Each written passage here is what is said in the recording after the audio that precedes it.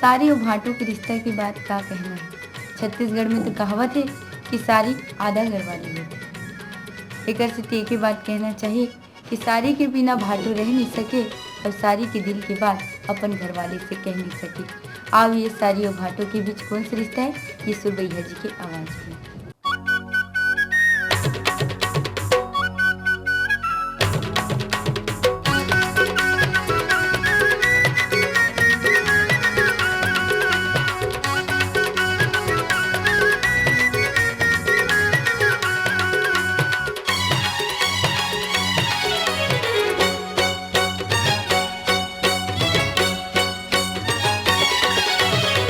आना सारी तीर मत ठोकिन, आना सारी तीर मत ठोकिन, झंझा बोले दुरिहा माँ। थोकन मीठ मीठ गोठिया वो सुनना पुरिया माँ, वो थोकन मीठ मीठ गोठिया वो सुनना पुरिया माँ। थोकन मीठ मीठ गोठिया वो सुनना पुरिया माँ, वो थोकन मीठ मीठ गोठिया वो सुनना पुरिया माँ। नहीं जावा तुर तीर में भाटो, नहीं जावा तुर तीर में भाटो, नहीं घूमे घर तेरी गामा। भाटो का पर बला थक सुनना पुरिया मांगा, भाटो का पर बला थक सुनना पुरिया माँ। भाटो का पर बला थक सुनना पुरिया मांगा, भाटो का पर बला थक सुनना पुरिया माँ।